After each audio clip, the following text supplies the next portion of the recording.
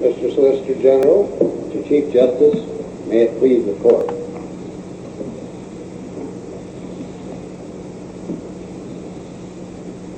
The government concedes before this Court that there is a right to travel and believes that it is protected by the Fifth Amendment. That concession is made in this Court for the first time. I don't think we're entitled to any credit for it. It's our duty and obligation to this Court and the country. As soon as we're able to learn that we are wrong, to come forward and say so. We do. That does not decide this case, however. The problem in this case is much more complex than counsel has indicated to this Court.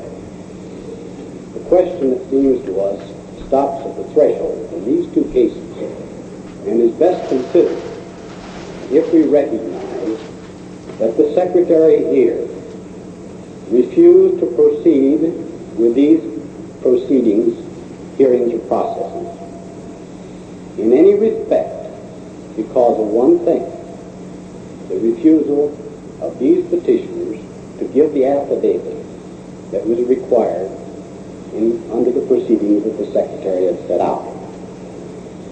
So we then reach back into the question of what authority is there under the law for the Secretary to require these things. And we first have to turn to the statute.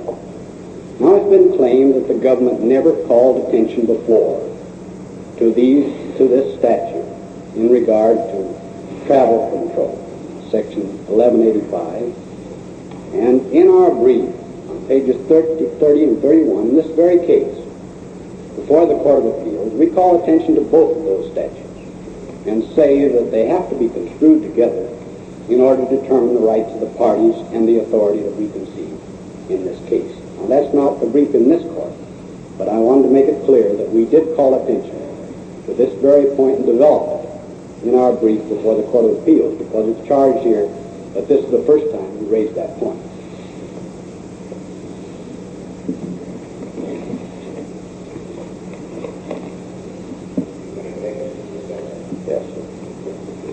The problem in regard to the statutes are this: the government would have an easy time of it if we could just say that the Secretary has the authority to grant or deny passports, either inherently or by statute, and thereby the petitioners have no rights to travel.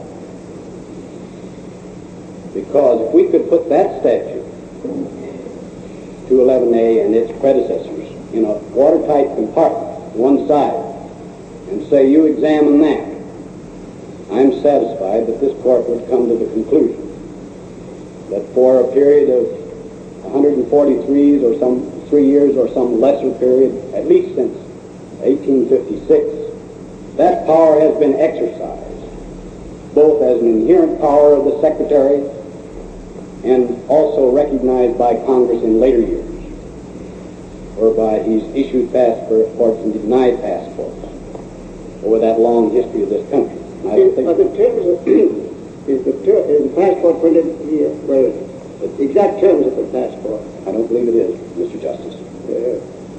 But it's referred to, I think, in a footnote, the nature of it. And it's recognized that it is a political document. And it asks the foreign country to recognize this person and treat him with consideration and so forth. Could you have a copy struck off of the exact text of what it is that the passport says? I'm thinking of, I'd like to see what the present passport is. Maybe I could look at some of my old ones, compared with what it was in the old case that you cite, in the Darbell case. Is it substantially like that? I think so, Mr. Justice, and my co-counsel says he thinks it's in the brief, and as soon as you find it, we'll call it to your attention.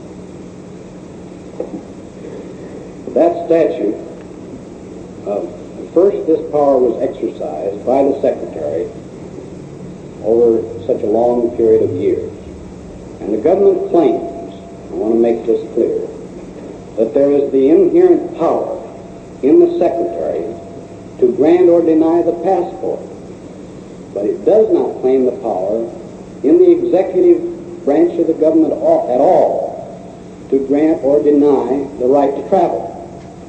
Our problem is difficult here because, in fairness to the petitioners, it seems to the government that the only way you can properly consider this question is to take both of these statutes, which clearly Congress intended to do in the history and its consideration of this problem, and try to put them together, because the Congress took this power that the Secretary had been exercising over a considerable period of years as an inherent power and later recognized by the Congress and passed into statute, in which there's a generous statement of the legislative history in our brief, and said, take this power of granting or denying the passport that you've got over here, Mr. Secretary, and you act upon it.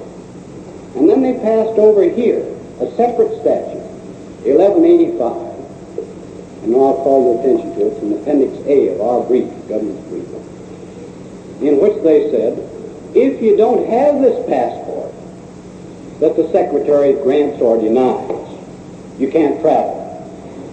So we say that the government must face up to the proposition that it must consider both of these statutes, and we think the petitioners must fairly consider both of them in order to try to construe the rights of the parties in this case before the court.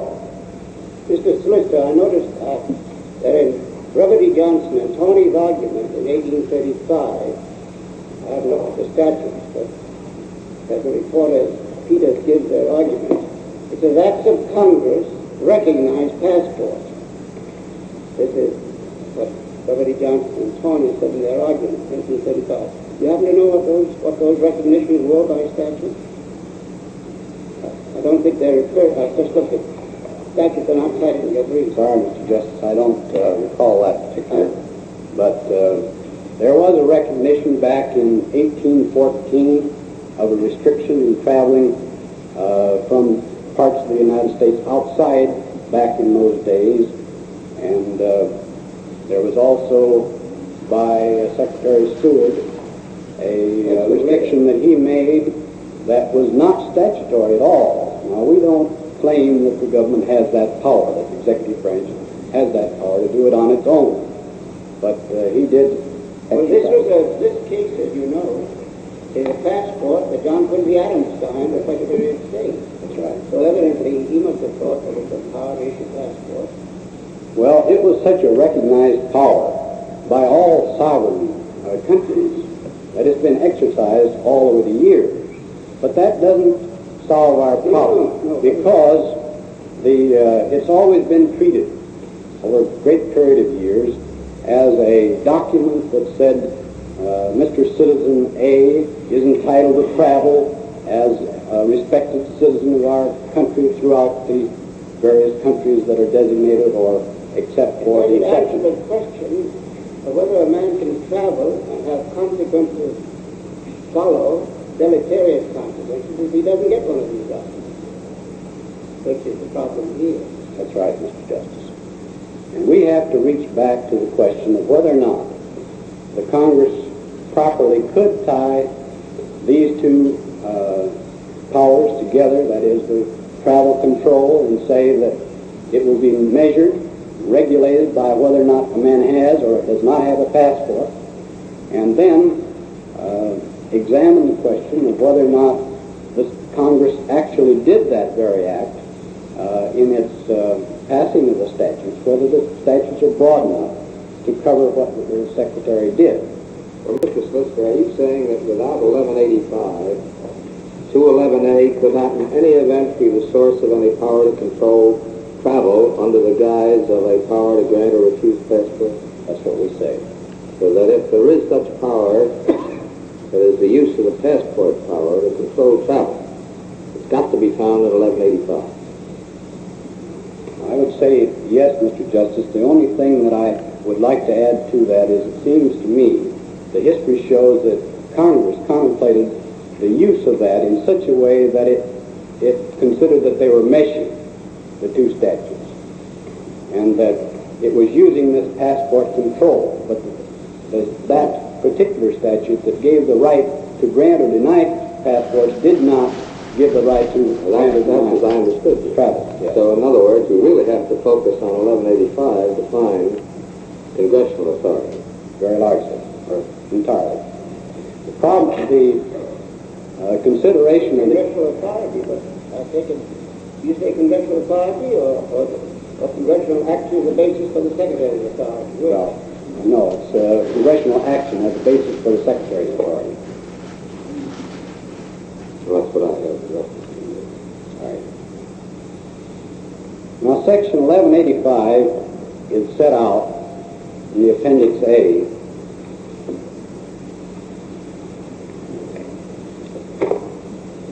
And it provides generally in regard to the proclamation of the emergency. There's no question between the parties that that emergency was proclaimed by the President.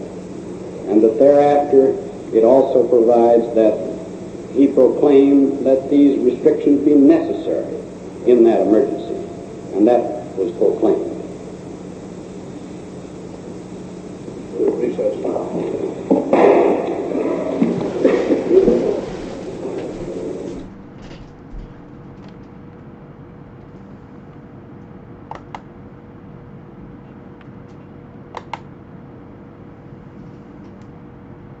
No. The language of the passport is set out. Then on page 31, there are some references, well, at the bottom of page 30 and carrying on to 31, are references to some enactments by the Congress in which it recognized the power of the Secretary was being exercised to grant and deny passports at that time. The present passport has the exact language of the passport issued by Secretary of State in 1960. Yes, Mr. Justice.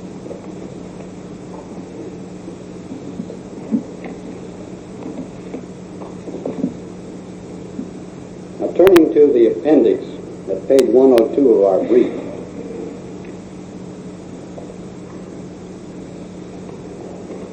we think that the important language is in 1185, the paragraph numbered 1.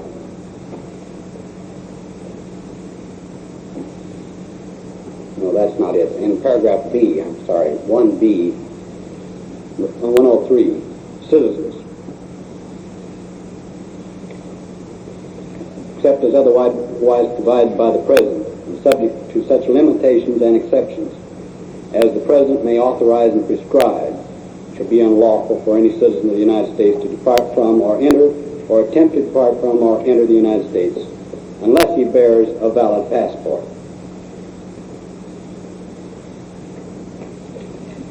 And then you proceed over to page 104 and on to 105,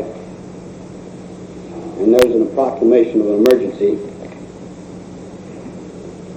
Then 106 and 107 is a proclamation by the President as to an emergency and to the need for the passport control under the statute.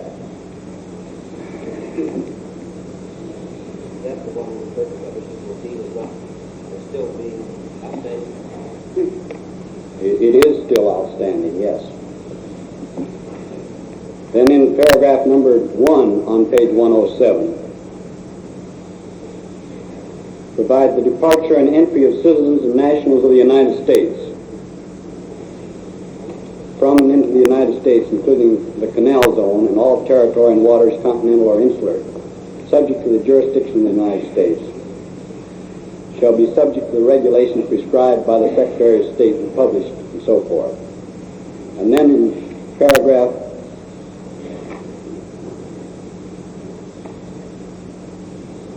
number 4, it goes on in regard to the proclamation and makes a part of the proclamation all of the regulations of the Secretary in regard to the issuance of passports in accordance with this statute and the proclamations. Then on page 109, we have the provisions in regard to the granting of the passports. The statute that empowers the Secretary to grant or deny passports.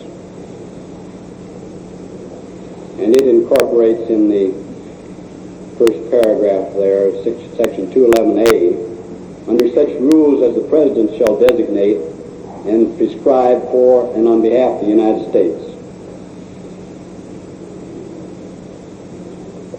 Then in 213 it provides for an application for passport.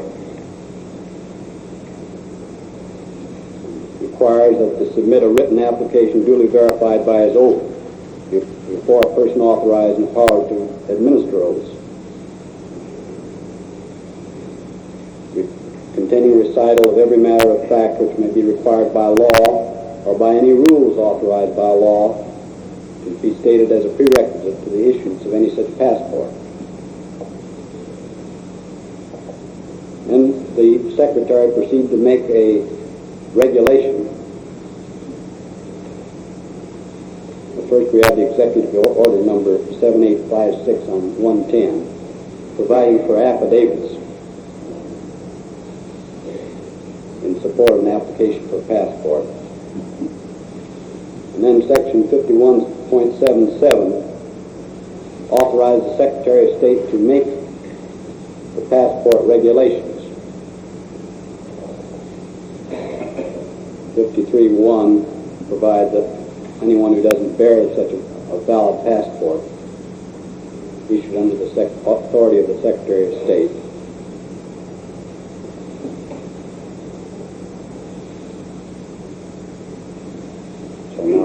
shall not travel beyond the Western Hemisphere. Then the Secretary of State promulgated and prescribed certain regulations set out on page 112. And 51.135 is the one of particular interest in this case.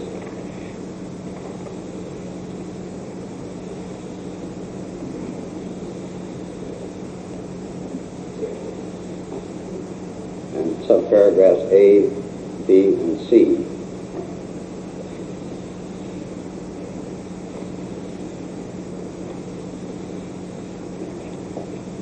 Then turning to page 115,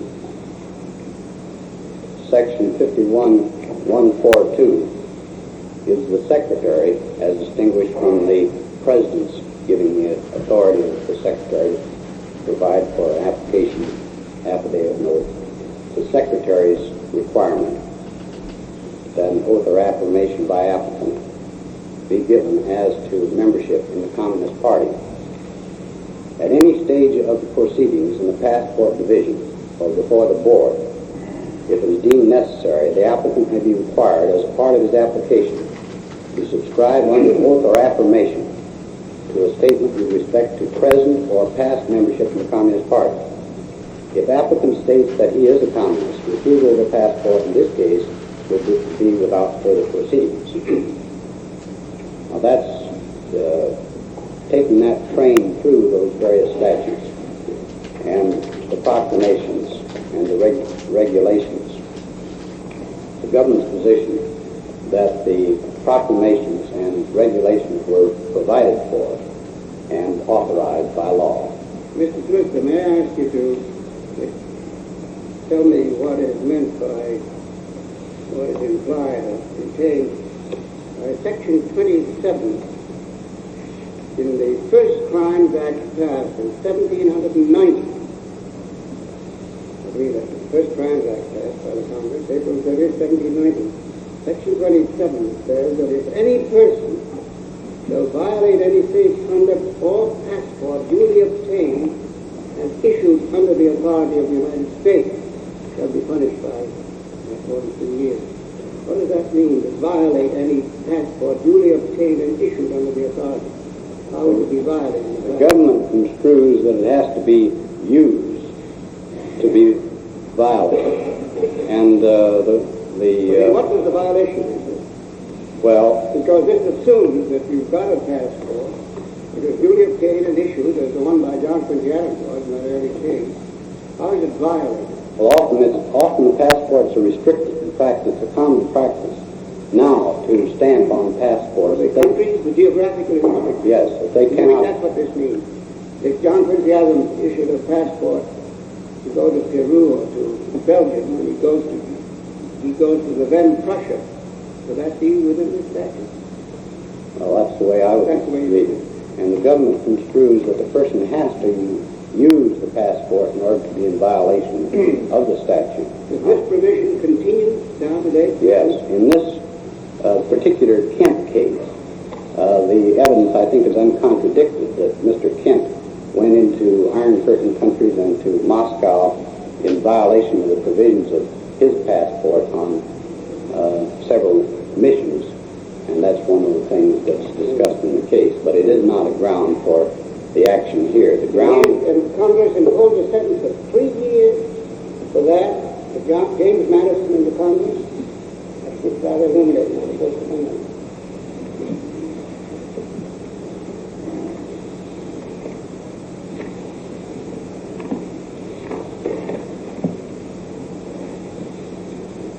Now, the issue in this case is whether or not the termination of these proceedings for failure to furnish the affidavit is proper, lawful, and whether or not the petitioners have lost rights that they're entitled to under the Constitution and law because of that. And so it depends upon whether or not the Secretary had the power to require such an affidavit and in general terms at the time.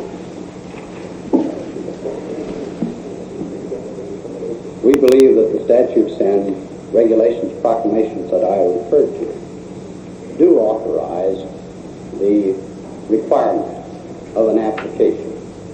That the application is necessary for the Secretary to get the facts from which he can be able to issue or deny the passport, and also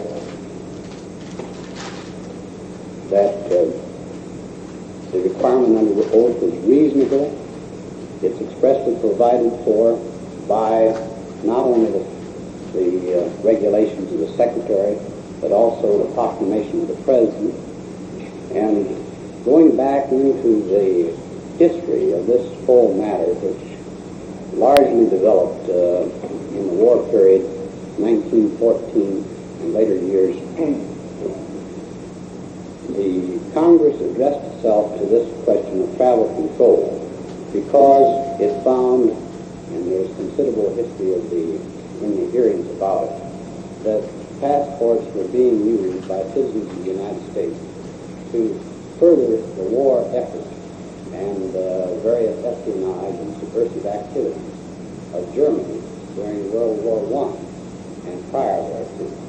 And it was because of that investigation that we found it was very extensive, both in this hemisphere and in Europe, that this activity was going on, that Congress authorized this authority to restrict this travel control and prevent or prohibit where the Secretary was able to find it, the conduct of American citizens in that way in aiding the war effort of a foreign power. And then the act, I want to make it clear too, that until the act of 1952, this power of travel control was limited to war periods.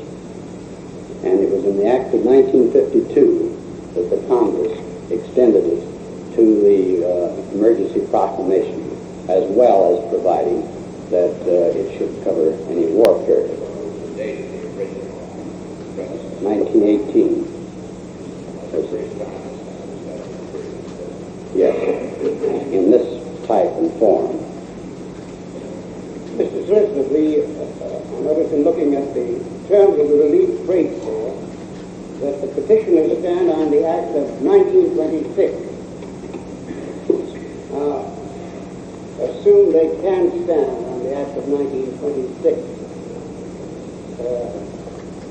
what, if any, of the demands made, or the requirements of the State Department for Kent and Dr. Breed, would you justify under that act?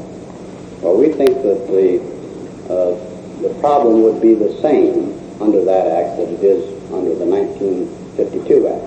There would be the same general provisions in regard to the authority for travel control, and they were carried down through the years, with the only difference in 1952 being the provision of adding that if the President declared an emergency, as distinguished from war period, and It's restricted to war? that's my recollection, and that further that he would have to declare that these travel controls were necessary under the 52 law, and the earlier statutes provided that during a war period they would be effective. So if I am right or wrong, I really don't know from the Bible position. In view of the judgment which they praise, is the question at all open to this court to say, to hold, that the Secretary of State must issue the passport, put aside the question of emergency war. The Secretary of State must issue a passport to these applicants for the passport upon refusal to answer any question. Well, I would think that question is only open to the court if you should decide that the Secretary has no right to ask any questions or to control travel by refusing a passport in any event, and that you were satisfied with the position of the petitioners that if they proved citizenship, the Secretary had no discretion whatsoever and had to issue a passport. The answer you gave a few minutes ago to my question, since they claim rights under the Passport Act of 1926, if their rights are on their own request, their own prayers, to be measured by their rights under the Act of 1926, then it becomes relevant to question whether the government's position is that under that Act, the procedure of the Secretary of State is defensible or justifiable. I understood you to say yes. Yes, but subject to the emergency question. Now, what was there? Forget about that. Suppose you deal with it on its face. What is there on the 1926? Assume there's been no declaration of emergency, that the Secretary of State can exact as a condition to granting giving a passport.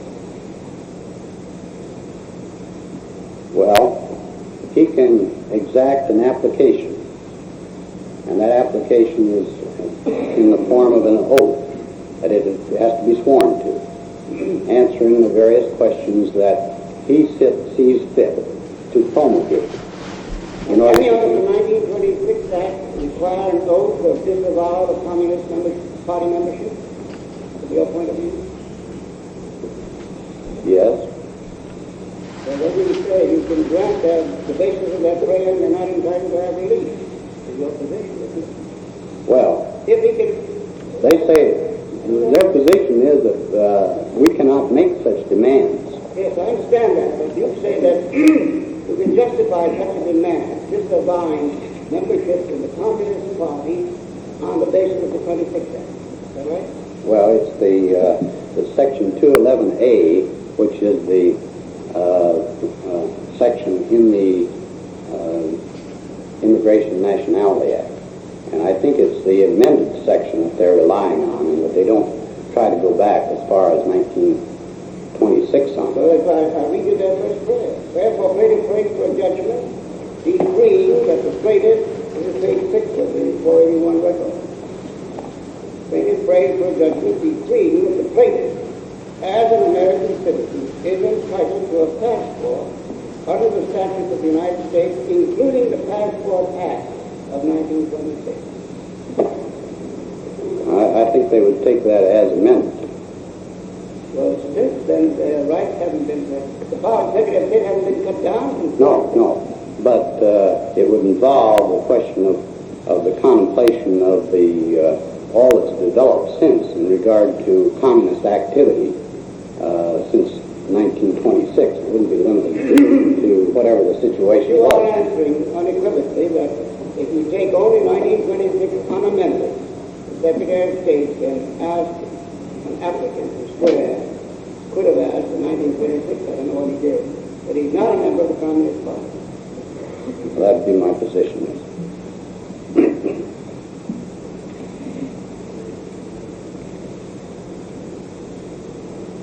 There was also the period of the World War II during Before you leave that, Mr. Schuster, that's to suggest that that could be done, although the questions were asked for the purposes of controlling travel, as I understand it, on the basis of the 1926 Act without reference to 1185, the 1952 Act?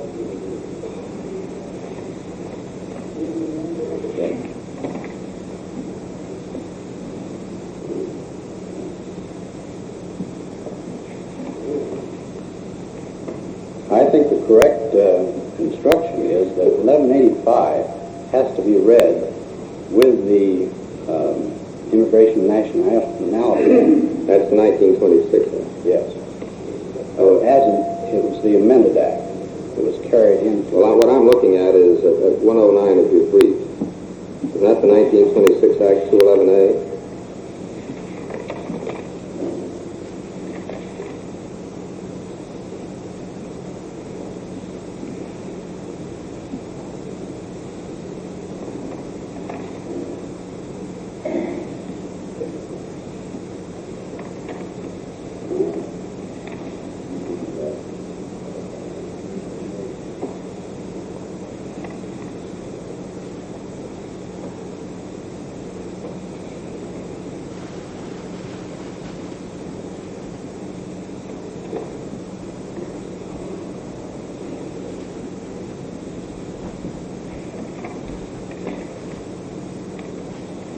Well, the 1926 Act, in regard to the right to travel, is 1185.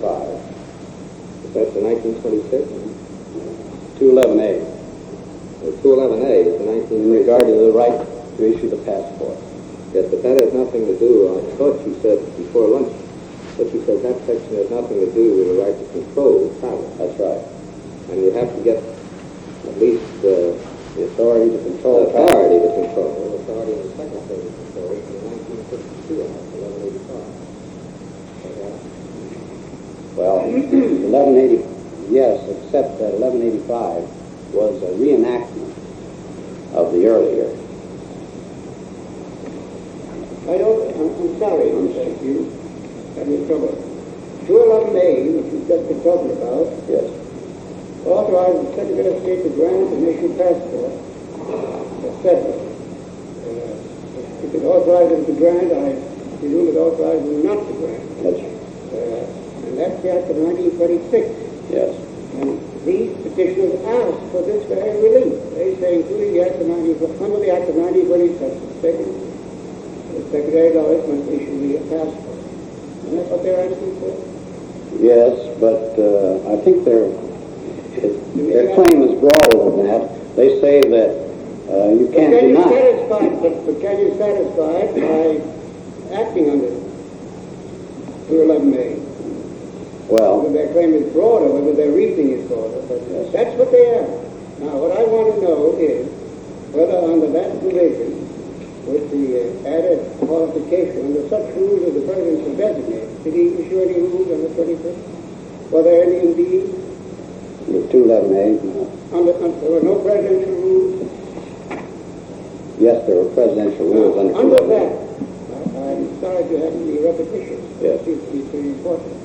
Under the authority of 211A, what they asked, had the Secretary of State the right to withhold this application for a passport because they wouldn't answer any question, he taking the position that because he asked bad questions, there's no reason for their not answering good questions. Well, he takes the position that he could ask the questions, including the questions in regard to membership, past or present. Under that statute? Yes, 26 Act? under the 26 Act, 211A. Why, from the government's point of view, do we have to go beyond that? Well, it seems to me that you have to take into control that denying the passport takes away his right to travel. And if that's a constitutionally protected right, then you have to see whether the two together are within the constitutional requirements of the Fifth Amendment of due process. Well, it doesn't say, the claim isn't that he can travel, though he's free to travel, because if he travels he might be violating a criminal law. I don't think we can't give a declaratory judgment on that basis, because you can't enjoin the criminal prosecution even though it may be under an unconstitutional provision.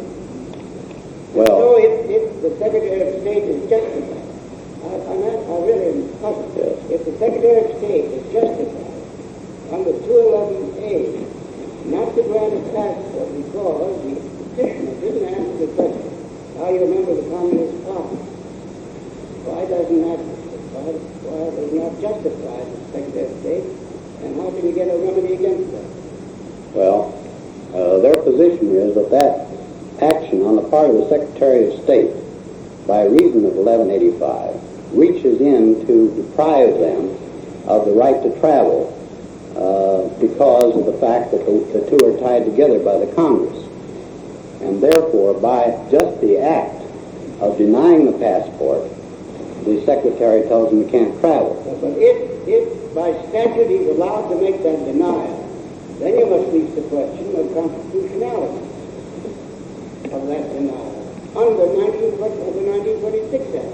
That's and if correct. under the 1926 Act he may impose that condition to the granting of the passport, then whatever consequences may flow, unless the statute is unconstitutional. Well, of course, their position is that we can't ask that question because the consequences that flow from it are taken away from them. The right is protected by the Constitution. But I understand that. It's our position that we can ask the question, that he hasn't answered the question, so we get down to this point where he hasn't exhausted his remedy by answering the question, For me, and that's all it is. that all is limited to and defined by the scope and constitutionality of the Act of 1936. Well,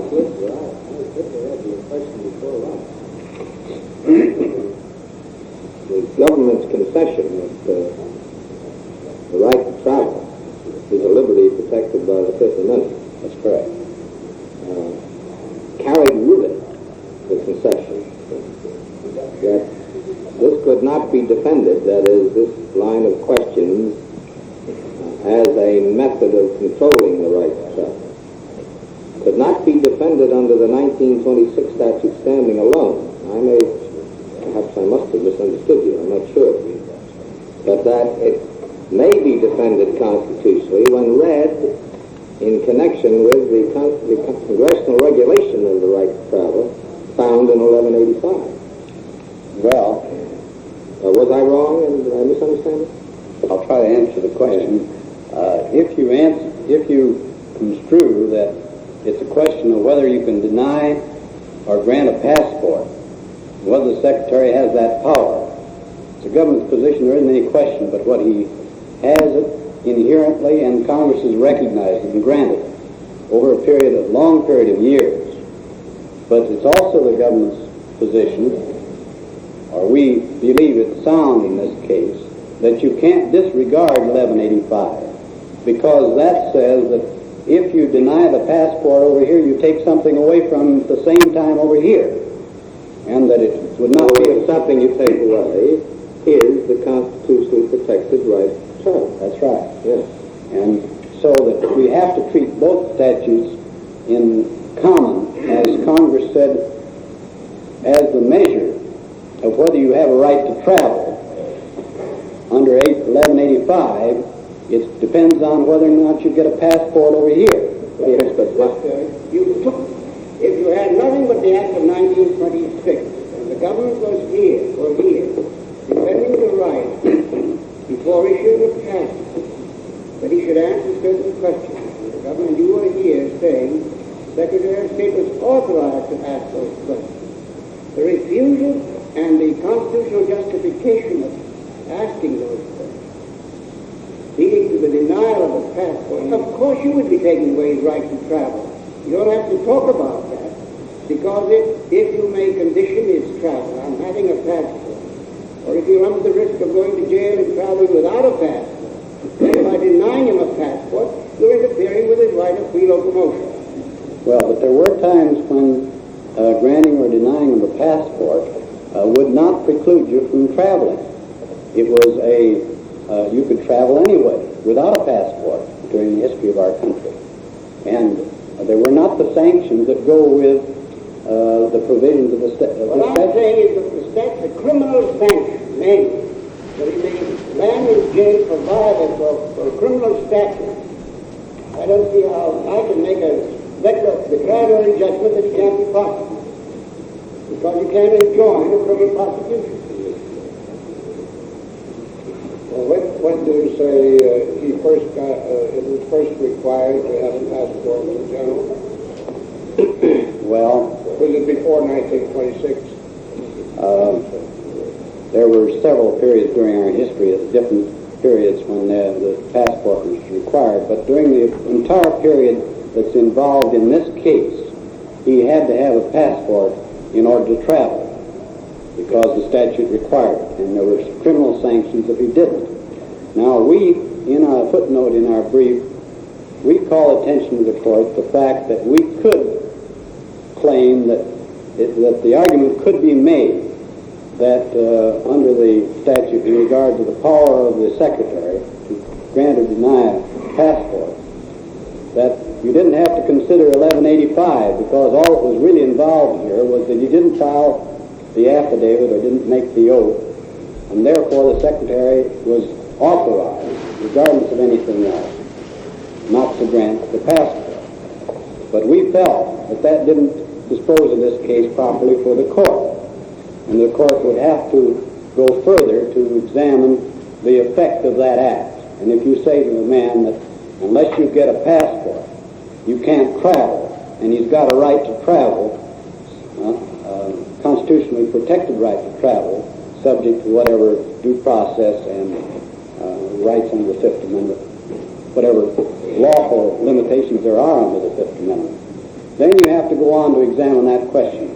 And it isn't as simple as it would be for the government if we just said it all depends on Section 211A, and if you find that the passport is properly denied, that's all there is to it. As I understood the petitioner's argument, it was that if you took the 26th Act alone to 11A, that did not authorize the asking of these questions. It did not authorize the request for the non-communist affidavit. But the section merely related to questions and regulations that were incident to the mechanical, procedural problem of issuing a passport. Now, that was their position. Now, I understand your answer to that is you don't stop within the four corners of the 26th Act. You say you can't read that Act alone. It has to be read in conjunction with 1185, the Presidential Proclamation, etc. And when you put those two acts together, even though what they say might have been true, if 26th Act stood alone, that act must be read in conjunction with these other acts, and then you get to the position you take. That's your position. That's correct. But didn't you answer me that under the 1926 Act, if you had nothing else, the Secretary of State can ask for this affidavit and ask these questions? Well, Mr. Justice, I think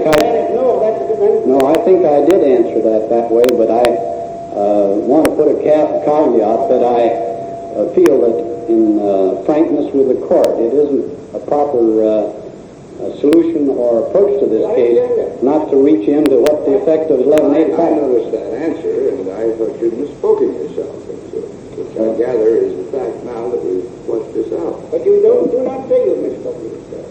Well, which is it? I just want to know. I'm sorry if I confused you. It's a very simple question I'm asking. Under the 1926 Act, if the Secretary of State has nothing else for the assertion of authority, could he have asked these questions and demanded this affidavit? Is that question susceptible of an answer? Well, only if I say further that as long as the Section 1185 is on the books, I think you have to face up to what effect it might have if you deny the passport. Or could you put the answer this way, that if all you had was the 26th Act, you'd be prepared to defend your position? You don't have to get to that. Lock horns on that subject with them because you've got these other statutes. Well, my answer to that question, Mr. Justice Harlan, is that 1185 helps and hurts as far as the government is concerned, in that it puts in sanctions that we have to deal with regard to constitutional problems. That if we just had 211A, wouldn't be there. It would be there if your answer is correct, that the Secretary of State may exact an affidavit, because then the petitioner would say, in exacting this affidavit, you're interfering with my freedom of travel because you are making me disclose some privacy that I do not want to disclose. Well, that's his argument. I overlooked that particular sanction that he would be complaining about, but he has a more difficult and a more burdensome sanction that he is complaining about here, that he might have all these penalties imposed. I'm afraid that I gave the court too hasty an examination of 1185 upon which the Solicitor General relies. And would the court look at page 61 and see from the language there of my brief, thank you, sir, whether there is any authority to the Secretary of State in 1185 on page 61 of my brief to control travel, to set up systems of classes of people who may not travel. And if there is such an authority, are there any standards in the language of 1185? All it says is, under such rules of the President, it shall be unlawful for any citizen of the United States to depart from or enter or attempt to depart from or enter the United States unless he bears a valid passport. And I submit to the court that that language does not say that the Secretary can decide who can travel. And if it did say that the Secretary could decide who could travel, it would be an obvious unlawful delegation because there is no standard in that language. Not a single standard. Must be some standard. Here we have no authority and no standard. And may I suggest... This is constitutionality, right? This is also interpretation. It would be constitutionality if it said if the Secretary can restrain travel. But it not only doesn't say that the Secretary can restrain travel, but it says that the Secretary, it does not give any standard upon which the Secretary might act. Have I been obscure, Your Honor? Because I want to clarify my position. If 1185 said the Secretary has the power to control travel and determine classifications, there would be authority. And then Your Honors would have to look at that statute and say, are there any standards? But since the statute does not contain even that authority, you may not reach this constitutional problem in interpreting the statute. The statute is sufficiently ambiguous so that as a matter of construction we can avoid the constitutional issue. I think so. That's your... And there is a reason, Your Honor, why that can be done here. In 1952, when this statute was passed, there was in effect a determination by Congress as to the kind of people who were required, who could not have passports, namely members of Communist Action Organizations. But with the end of the war emergency approaching under the Act of 1941, although Congress said that certain people couldn't have passports, they could nevertheless have traveled, because there was no statute, except for the emergency statutes of the past, which would make a passport a necessity. Therefore, if Congress wanted to implement the Act of 1950, this was the way in which it could be done. The Act of 1950 says this group cannot have passports, and the Act of 1952 says you cannot leave the country without a passport. This has nothing to do with the Secretary's power. In subsection B, you recognize in the provision subject to such limitations and exceptions as the President may authorize and prescribe, no delegation authority to the Secretary of the Vice President. Yes, and may I also tell you... Might the President himself have set up the identical regulations under this statute? No, because there I think you would have an equal unlawful delegation, because there are no standards to guide the President. Not on your standards, but not on the absence of authority in the statute to the President. No, because I would say that there is no authority even to the President in 1185 to control travel. Let me ask you, would you, Yes, please. do you deny, or your prayers clearly do not, do you deny that the Secretary, that you deny the constitutional power of the Secretary of State to withhold issuing a passport, whatever good it may do to a person who has it? Yes, I say that the Secretary of State... I say the Secretary of State can't deny a passport because the man won't... I'm not talking about if he has no delegated authority. Yes, yes. You deny that the Congress of the United States can give the Secretary of State the power to deny me a passport. I'm assuming that the reason is you deny that. You say that an American citizen has the right to travel without having a document, whatever you may get out of it. Well, may I answer that question, Your Honor, by pointing out that we are not asking for a document introducing us to a foreign power.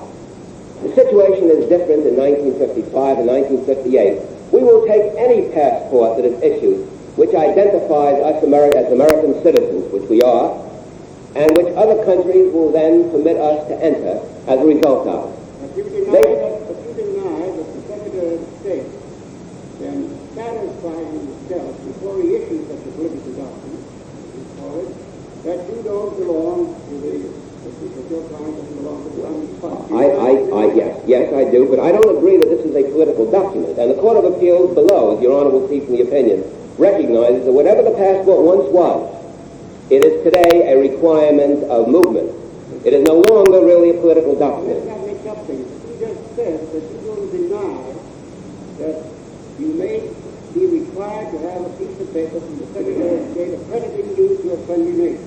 Do you deny that? I don't. We aren't suing here for a piece of paper that will accredit it. No. We are suing. Well, please turn to your prayer. Yes, I see what my prayer is. My prayer asks for a passport. On page 4 of the record.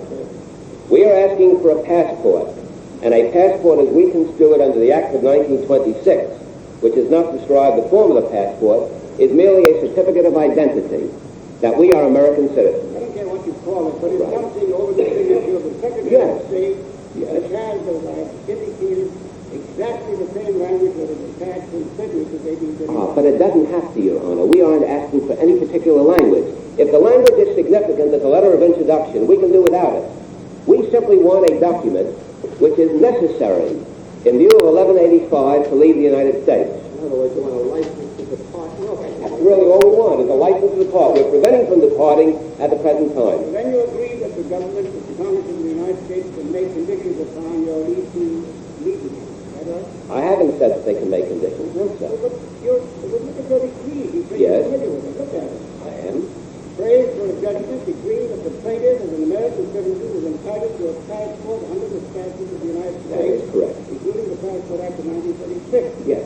Every language is all words are put in the context of some presupposition. When you ask for a passport, I assume you're asking for the kind of document that's been issued under the seal of the State Department in 1789. We are not. May I continue? If the language of the passport, which is used at the present time, is regarded as an introduction to a foreign power, then we don't need that language. And our request for relief under the Passport Act of 1926 is a request for that document which is necessary for us to leave the country. So do you agree that constitutionally the Congress of the United States may provide that Mr. Kent and Dr. Greenhill can't leave the United States without getting a document which amounts to a license that he made? Do you agree with that? I don't know, because that isn't my problem here, sir. But I don't know what the problem Well, is. my problem is that they have imposed a condition to our lawful departure, and that condition is a passport. As long as 1185 is on the books, requiring us to have a document of a certificate of identity, or whatever we call it, we have a right to that certificate of identity. We cannot be deprived of it because we've exercised these rights of freedom of speech and of association. My question. Please. You have a right to a certificate of identity. You must get it from the Secretary of State. You must either agree that the Congress will make such a requirement upon my leaving this country, or you must say it's unconstitutional and therefore you can go hang another man. I think I can answer, Your Honor. We have not claimed that 1185, which requires a passport as a condition for departure, is unconstitutional. As we read, we don't have to meet that issue. 1185 does state what the law is. You must have a passport to leave the country.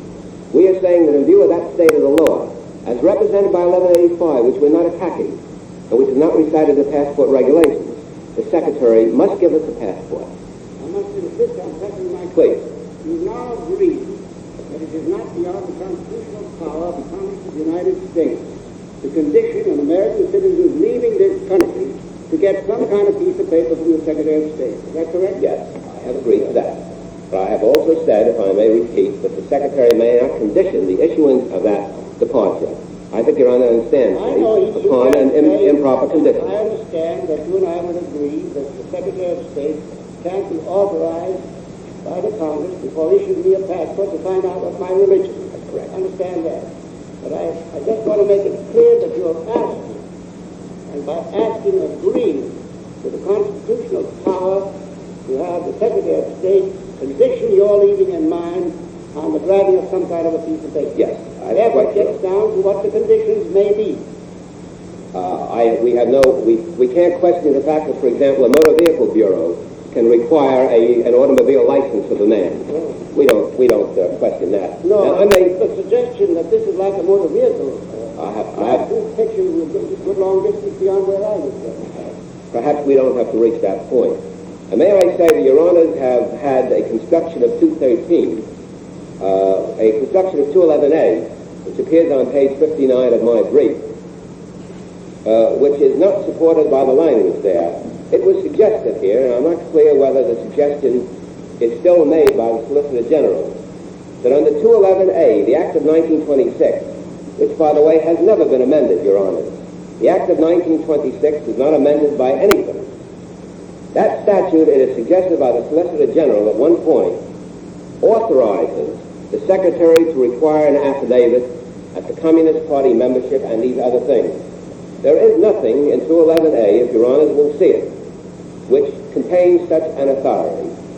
And in those several cases in which non-communist affidavits have been upheld by this court, aside from the fact that they were relatively precise affidavits, I have to use that term, and not the kind of thing that was required here in the course of the examinations of Dr. Briel and Mr. Kent.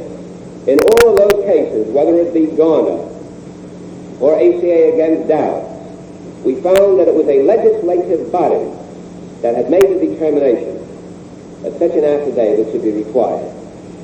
Here there is no statute in the United States which says that the Secretary of State can ask for an affidavit of that kind. Congress has not asked for such an affidavit. The Internal Security Act of 1950 doesn't ask for such an affidavit. Only the Secretary of State here has asked for that affidavit. I think that completes my argument.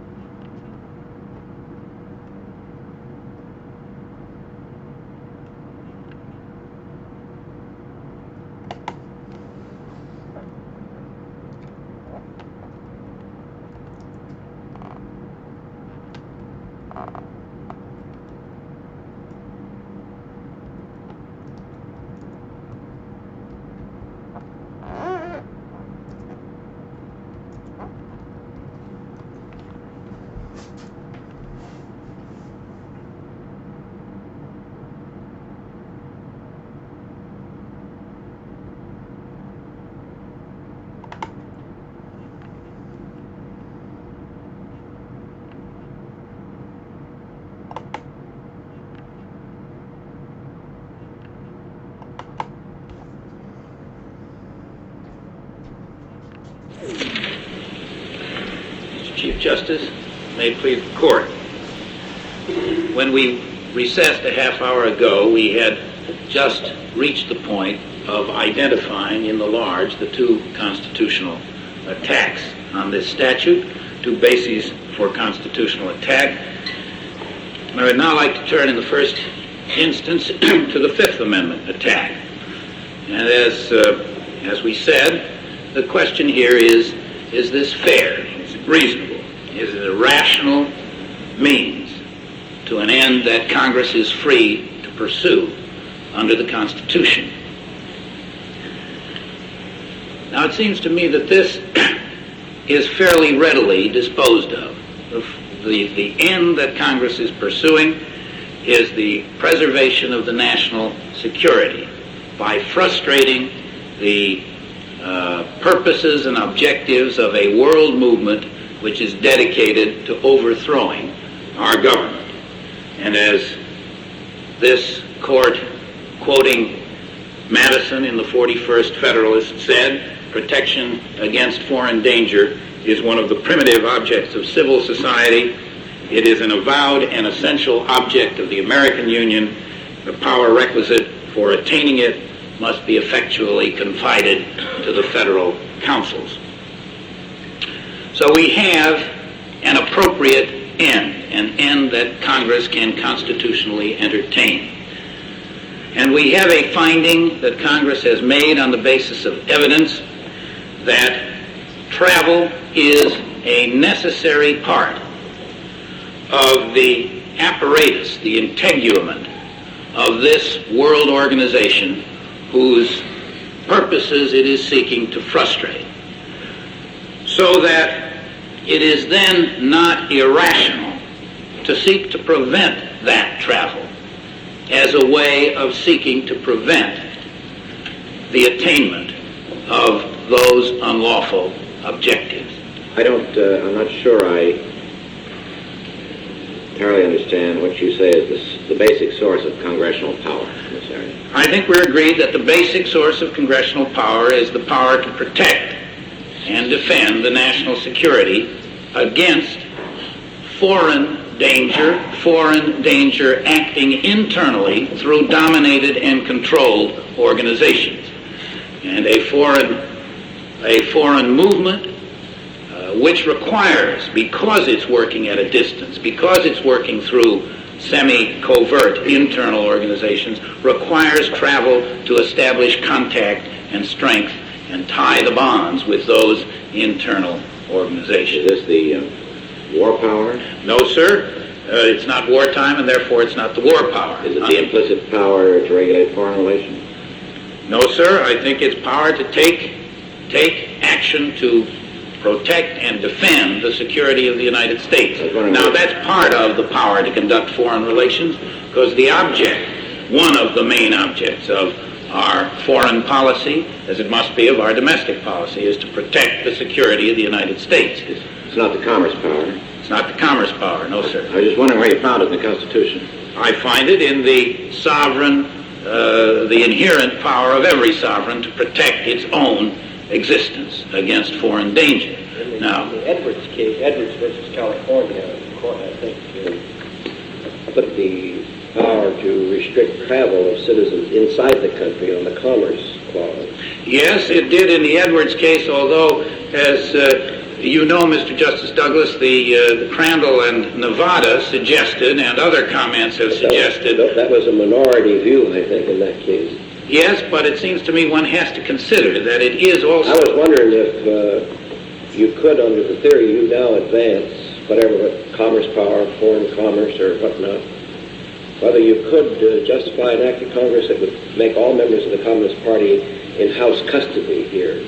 Well, I think that's imprisonment, and this isn't imprisonment. I mean, in their own house. Yes, it still is. I think when you get to confining people in a narrow room, that comes to be imprisonment, and that is the kind of punishment that has to be taken on the basis of a judicial trial. Instead of the house custody, perhaps within a radius, say, 10 miles from there. Well, I think there have been certain circumstances, as the court knows, in which the court has sustained that power as to American citizens. Now, there They are circumstances of acute danger, yes. That was right under the war power. Yes, and all that we say here is that the danger may not be so great as to justify that kind of confinement, but it is great enough. This idea of killing off communication or preventing it or thwarting it or making it more difficult, if valid, would, I think, strike pretty deep. Well, the question is, in each case, what is the danger perceived? How reasonable are the relations Would you think as the means to the end? These people could have got a passport if they had shown that their parents were dying in Paris? They can't get a passport, but the Secretary of State has discretionary authority under Section 215 to waive the requirement of passport for exit. Now, my friend said that that won't waive the requirement of the foreign government for a passport as a means of entry. But in fact, we will also give a document of identification, which is in most cases enough to get him into a country that has a passport entry requirement. So that there does exist, under the statute as it now stands, I believe, adequate power for the Secretary of State to make an exception in meritorious circumstances. Have any exceptions been made? No, that we haven't had any applications for an exception since this statute has been in effect. But it is true that before Kent and Briel, before those cases in which the court struck down our administrative practice, when we were denying passports to communists on the basis of our internal regulations, we did make an exception in one case, I think, on the basis of the Secretary's power to make exceptions under Section 215. You mean that nobody has the right to travel as you construe the statute finally, unless one man, the Secretary of State, gives them the right to travel under his discretion? No person who has been shown on an open record to be a member of the Communist Party has a right to a passport, unless the Secretary of State... Well, of course, other parties could be named. Well, the only parties that can be named are parties that are also found on an open record and at the end of a judicial-type hearing to have these characteristics, namely foreign control, dedicated to the purpose of imposing a dictatorship here and committed to doing it by whatever means may be necessary. Provision limits it to that. Well, we're saying that's what the statute requires in this case. I'm talking about what constitutional provision limits it to that. The argument that we're making, sir, is that when a statute is so limited, it falls within an appropriate power to protect against threats to the national security. And that Congress, the question here is not what the limits are of congressional action, but whether this statute is constitutional. And we say that this statute, so limited to parties of this kind, remember, if it please the court, the Communist Party is not designated here by fiat, either legislative or administrative. Why isn't it? Nobody picked the Communist Party out and said it was a bad party and therefore people can't travel. It was found to be a party having certain characteristics after a full administrative hearing, complying with all the safeguards of procedural due process, in which it was free however it chose to meet the charge that it had these characteristics, and it was found to have had them. And this court sustained those findings. Administrative hearing. This court sustained the I findings. understand that. Administrative hearing. But it was a full hearing and the requirement of preponderance of evidence in the Hearings statute. going on all over the world today like that. For administrative or military tribunal. Well, we're now talking, I think, for the moment about the question whether this is a rational means to this end. And all I'm suggesting is that having established these preconditions, namely that the organization is found to have these characteristics in an administrative hearing, that the parties, the persons are found to be members of the party in a full due process hearing, that the organization is found by Congress to depend on travel, it's not irrational then to seek to inhibit travel in order to frustrate the objectives that the movement is seeking to accomplish.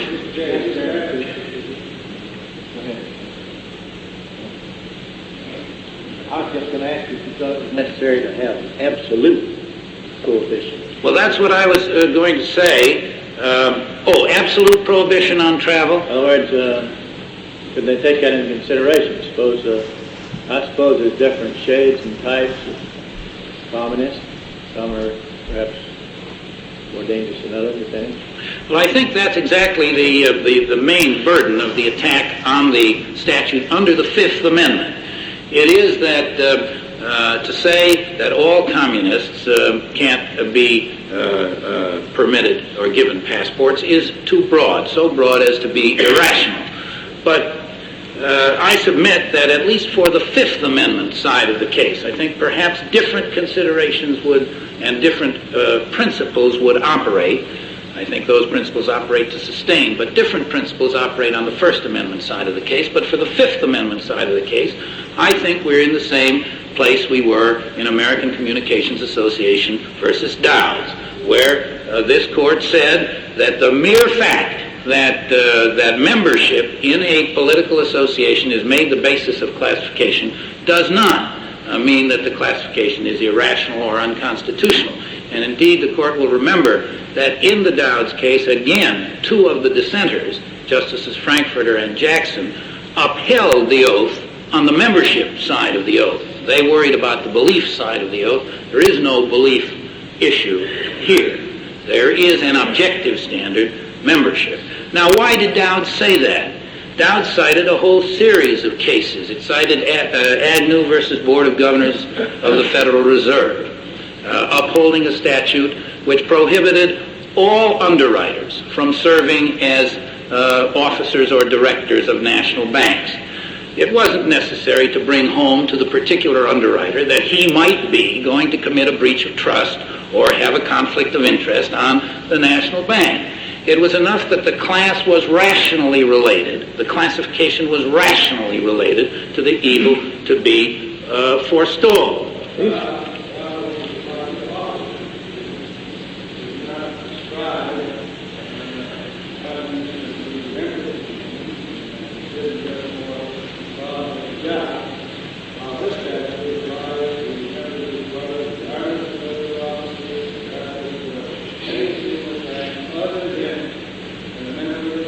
And they want to travel abroad.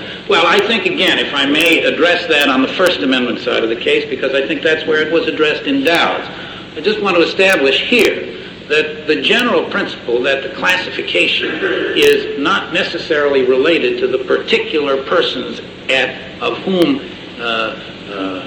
undesirable activity can be expected is always the case where the Congress tries to anticipate the evil rather than act after the evil has occurred. Because the consequence of trying to anticipate the evil is you don't know whether any particular person is going to do the undesirable act. And so if Congress is to have the power to forestall evil, as it did in the Public Utility Holding Company Act cases, as it did in the Agnew case, and as it does over and over and over again, every factory is subject to inspection under the Food and Drug Act. Why? Not because we believe a particular manufacturer. We don't have to start with the proposition that a particular manufacturer is probably doing the bad thing. We are trying to forestall his doing the bad thing, and that's why the classification must be broader than merely those whom we know already are engaging in the disapproved conduct. And the consequence of saying we can't draw the circle any narrower, any broader than those who are already engaging or will engage, that we know will engage in the conduct, is to say we can't act in advance at all. And so the only question is this a rational class? Is it rational to say that all lawyers should be disqualified from jury service, for example, because some, maybe many, may not follow the instruction of the judge, but the instruction of their law professor? Is it rational to do all the other things that we do on the basis of an anticipatory desire to forestall conduct that it is appropriate to seek to forestall? Why does it have to be rational? Because otherwise, unless it's somehow related to what we're trying to do, then it's arbitrary, and that is a violation of the due process. Correct at the beginning of your argument there, you said that you didn't have to spend much time whether or not it's rational to do this if you assume the government has a right to put a party out of business. Of course it's rational. It's rational to do every one of the things that have been done and many more. Well, I don't see why that argument, that's why you have to struggle with it. because, well, I don't think I have to struggle with it very hard either, Mr. Justice Black. I think that's the sum total of the Fifth Amendment argument. The government has the power to put the party out of business. In this way, everybody in it could do that and many more things. No, they could put them all out of jobs, keep them from getting jobs, as has been frequently attempted, and in many respects is being done. Well, I think the court has held Keep them owning land. in the Communist Party case that it was not the object of the government to put the party out of business. I think that was What was his object? expressly considered in the Communist Party case, and the court held no, that wasn't the Well, object. that wasn't his object. The court held that the object of of this statutory scheme was not to put the Communist Party out of business, but was to regulate the conditions under Why which it shouldn't could it? act. It has the power to do it, and it's as dangerous as you say they found it to be. I don't understand that. They're not trying to stop it.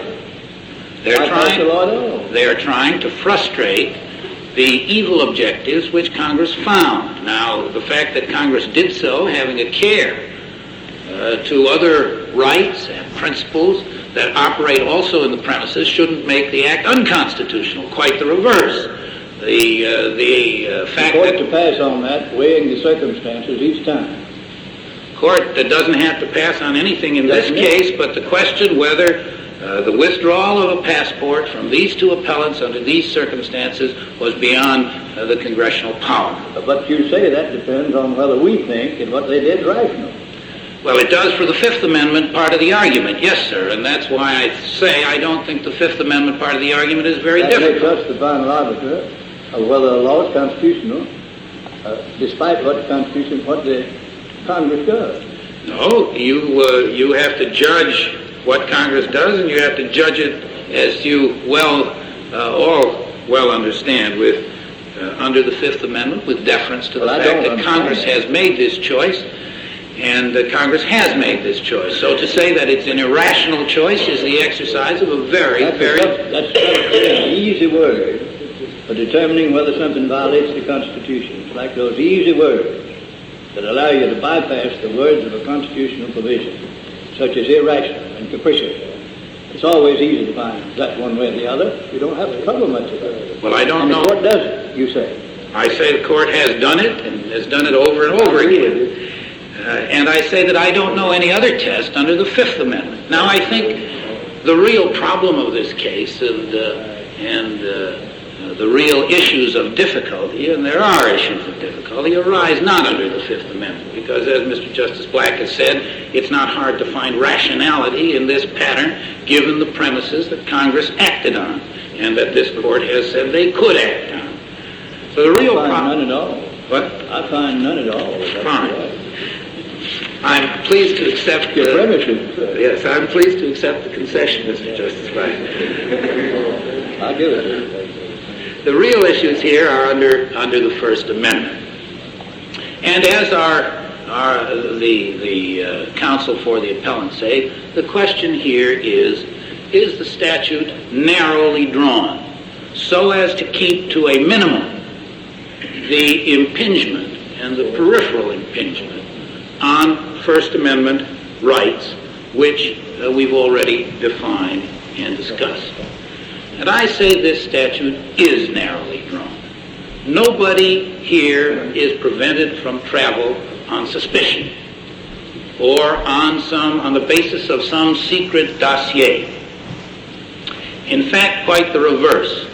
Both on the procedural side and on the substantive side, the statute is drawn as narrowly as possible, consistent with the congressional purpose.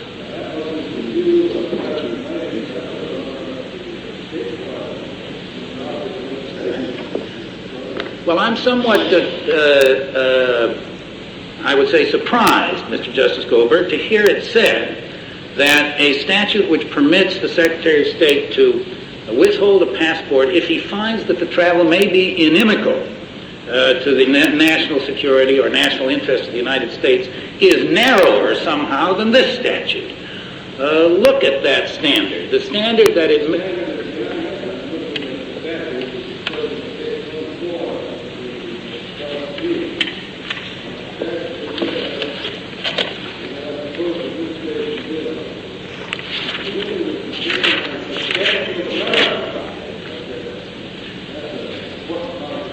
Well, I would only say, Mr. Justice Goldberg, that in the Breel case itself, the court said, as to our then existing regulation, which you recall permitted the withdrawal of a passport, not because of membership in the Communist Party, but because the conduct abroad would be inimical to the interests of the United States, and which only took Communist Party membership into account, as appellants say would be a proper situation.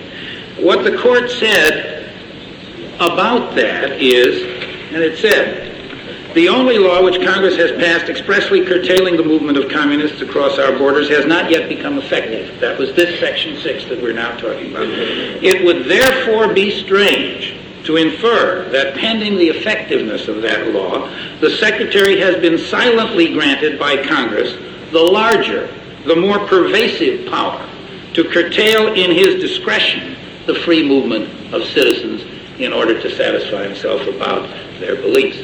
Now, I think it's possible in a sort of an abstract logical sense to say that all you're worried about is conduct abroad that's going to be dangerous to our security, and therefore, in order to prevent travel, you ought to have some showing that the conduct is likely to be dangerous to our security. And that has a very plausible and pleasing sound to it, and I don't deny that abstractly that sounds like a narrower regulation. But if you think of the problem of administering that kind of statute, if you think of the problem of appraising evidence to fathom an individual's future intentions, if you think of the problem of what this is, giving the person the opportunity to go abroad and there to do what he pleases. He may correctly have and properly say that he has no intention of doing anything wrong when he appears before the hearing, but when he gets over there, there may then be an opportunity to engage in the wrongful activity, which he embraces. Indeed, that's happened, and cases of that kind are cited of misuse of passport after accepting stipulations.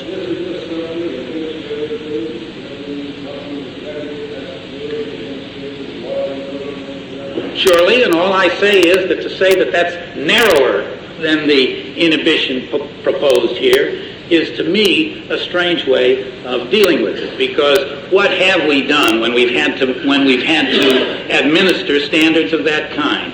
We have relied on confidential evidence, because after all, if you have a standard of that kind, the necessity or the desirability of relying on confidential evidence seems greater. So most of these bills that are cited in the appellant's brief do provide that in certain cases the Secretary may rely on secret or confidential evidence. We reverse burdens of proof, which is in fact what we did in the passport regulations that existed in Kenton Breel, in the Kenton Breel cases. It was necessary for the applicant to satisfy the Secretary that he was going abroad for a bad end, an innocent end, or we throw the net wider.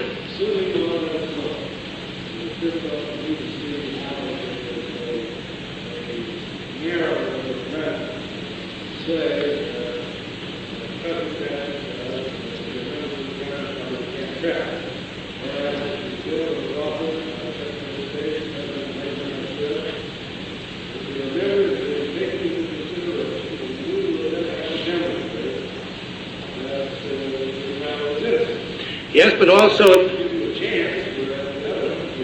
it was also possible to deny passports to people who weren't members at all. who we suspected on various grounds without any objective indicia of dedication to these ends. And so when you put all these things together, which I submit, Mr. Justice Goldberg, are the practicalities of administering this kind of standard. And if you look to see which one is going to inhibit protected activity more, which one is going to have a wider reach within the population, which is the imposition of a loyalty oath and a loyalty test, the standard which appellants suggest is the appropriate one, would in fact be broader than the standard we have here.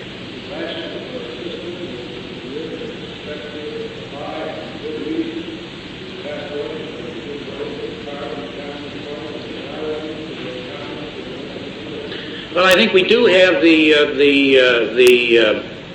statute, and our regulations provide that if a person is going abroad for the specific purpose of conducting unlawful activities abroad, he can be denied a passport.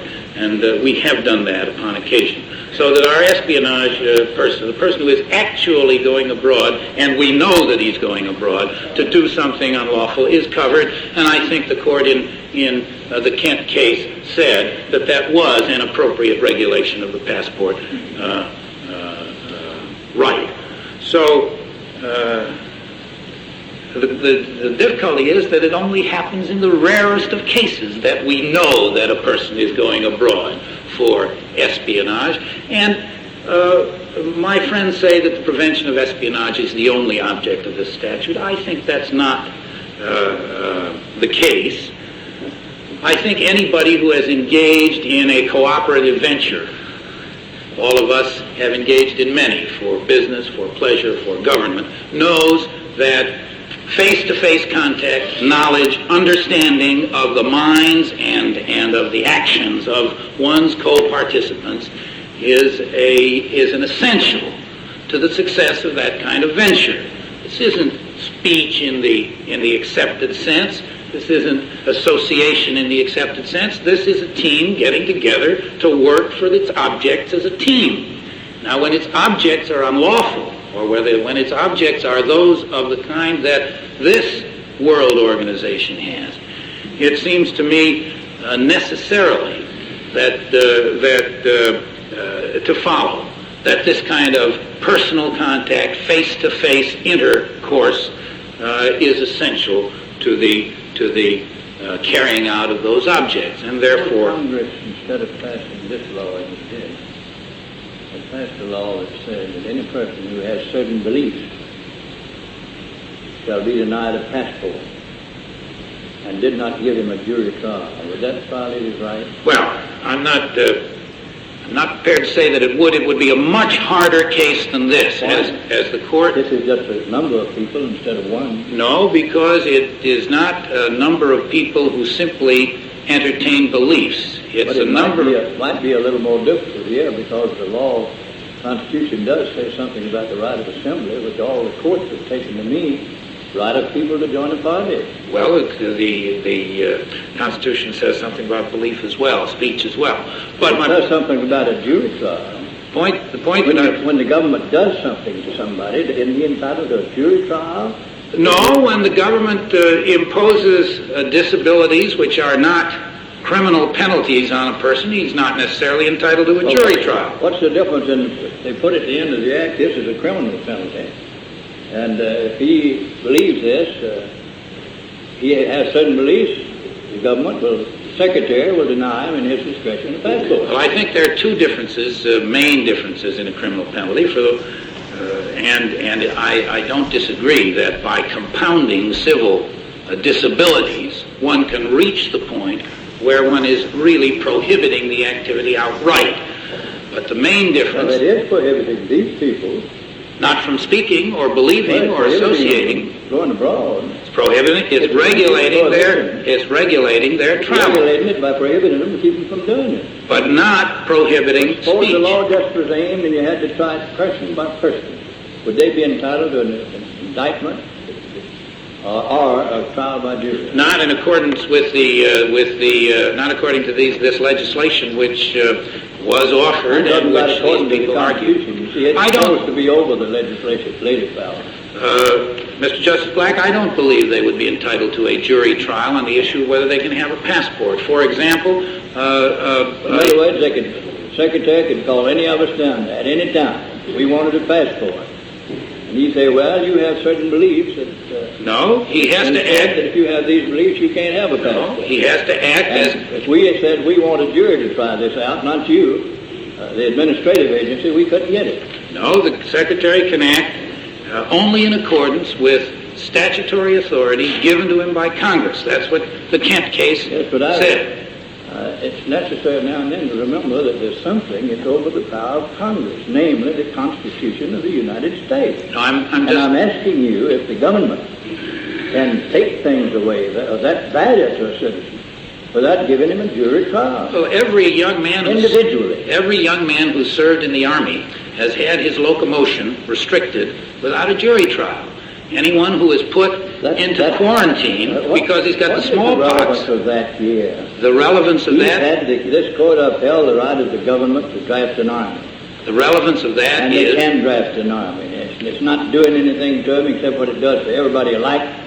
You're not leaving it up to a single administrative agency, a man, or somebody he appoints, maybe he never seen. Nor pass on what his beliefs are. Nor is the Congress here. The Congress here is establishing a general classification. All people falling within that classification are treated alike. No, sir. All people being members, having objectively manifested their membership in a certain kind of organization.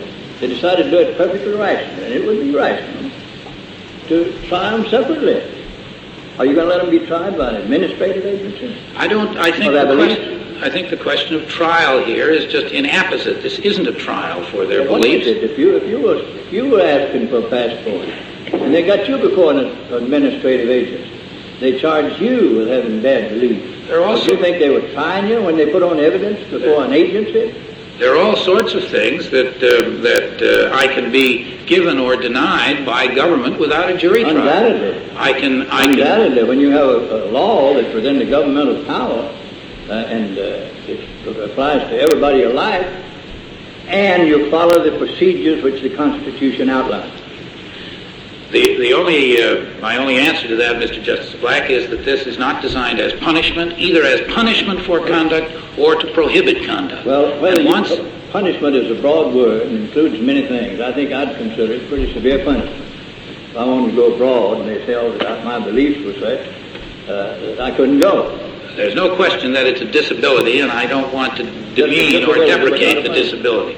But the court has said that disabilities other than criminal punishment can be imposed on people on the basis of this kind of membership. Or even a civil case. If a man has a civil case against him, he has a right to a trial by jury. The court has said, for example, that aliens can be deported on this same basis, under this same statute. And they drew a distinction there, a reference to aliens. Did they say I think the distinction... Did they say that a non-alien could be a citizen? No, but they said that a non-alien could be deprived of his officership in a labor union, or could be required to swear that he was not a member of this party in order to hold a position in a labor union, which could then make use of the facilities of the labor board. All I'm saying is that under the decisions of this court, it's clear that as to matters which don't involve criminal punishment, which don't involve a direct prohibition of speech, association, belief, disabilities may be imposed on the basis of certain kinds of membership, and membership, as the court said only the other day in the Quinones case, membership in which the element of advocacy of unlawful objectives was not brought home to the person upon whom the disability was imposed. So it seems to me if the Constitution resides or is to be found in the interpretations that this court has given it, I can answer your question very easily. No, a person is not entitled to a jury trial every time. It's not premised on the First Amendment. There are other provisions of the Constitution. Yes. One of them is the right to trial by jury. Yes. And if the government creates something, I don't know what to designate it, criminal offense or just anything it's doing the argument of the government here has to be that the government can deprive them of the right to travel on account of disputed facts as to what they believe by letting a single administrator pass on those facts. Well, a single administrator on an open record and at a full hearing, yes, that's so. At a full hearing, but the Constitution provides the kind of full hearing a citizen's entitled to before he has it. Before he's punished for crime. It all depends then on the semantic meaning of the word. Well, this court in the Mendoza case only last year, I think, spent 5 or 6 pages of an opinion trying to determine whether a disability in that case of loss of citizenship, was designed as a punishment for crime, in which case the court decided it was designed as a punishment for crime, and then decided it could not be imposed without a jury trial. But in another parallel... Did that case hold? I've forgotten, but did that case hold that if they hadn't decided it was a punishment, that they wouldn't have been entitled to... In another parallel case where they decided that denaturalization was not a punishment for crime, but an exercise of the foreign affairs power, they held that denaturalization was not a punishment and that a citizen's citizenship could be taken away from him without a jury trial as to the facts. So there you have, in 2 cases in this court dealing with the same kind of disability, denaturalization, the court in 2 separate opinions, saying in one, yes, it is a criminal penalty, and therefore there must be a jury trial, and in the other, no, it isn't a criminal penalty. In this case, it's a different kind of thing, and therefore we need no jury trial. Your argument leads you to the point that it's the most upstanding citizen in the United States. Yes, and there was no blot on his inspection, never had been. They want to take away his citizenship. It can be done by an administrative agency without a jury trial. No, my argument does not lead me to that point at all. It says that where denaturalization is imposed as a punishment, and this court will determine in each particular statutory provision whether it is imposed as a punishment or not. Where it's imposed as a punishment, it requires a jury trial. Where it's imposed for something else, it doesn't require a jury trial. And I submit those... Did the case to which you referred, Mr. Justice Goldberg wrote the opinion in the Mendoza case, I think is... Did it hold that? It held that because in that case, denaturalization was intended by Congress as a punishment for desertion, I think it was. What did it say would have been the result if it had not been considered to be, quote, punishment? Well, I think the whole structure of the opinion indicates that if Mr. Justice Goldberg had found that it was not intended as a punishment, he would not have required a jury trial. Did he say so? He did not, no, but Mr. Justice Brennan, in a different case, did manage to uphold the deprivation of citizenship on the Perez case, I think, on a ground and without a jury trial. I think we do have to consider, and I agree we have to consider, whether the accumulation of disabilities mounts up to a prohibition of the activity rather than merely a regulation of it. But here I submit the statute is drawn so as not to prohibit the activity, but so as to define the conditions under which it may be carried out. And that, it seems to me, is the difference between the Scales case, for example, which appellants have cited and relied on very heavily, and the cases we have here. You cannot punish speech. You cannot put a man in jail for it. You cannot prohibit it as a norm of conduct without bringing home to that individual, and in a trial by jury, that he himself advocated the illegal objects of the organization. But when it comes to disabilities less than criminal penalties, the court has sustained a number, and has sustained them very recently, to be imposed without a jury trial and on the basis of association, that is membership, without bringing home to the individual any unlawful advocacy, any commitment to the unlawful objectives of the organization, so long as it is shown that his association with the organization is not merely nominal or passive, but is some sort of a meaningful involvement in the association, in the organization's It activities. strikes me that the distinction you're now making has got things turned around. I'd always thought that most people were of the view that prior restraint, without trial, was a more serious impairment of free speech than subsequent conviction after the speech had been delivered and with the conviction with all the trappings of a criminal trial. Well, the point is that this is not designed as a prior restraint on speech, as was the case in Neer versus Minnesota or the obscenity statutes. It's not designed to prevent people in advance from saying dangerous things or to keep them from access to the marketplace of ideas. It's designed to prevent them from doing other things, contributing in other ways to the success and to the objectives of this world organization, which we've already described, although, unfortunately, at the same time, they may also be speaking or associating.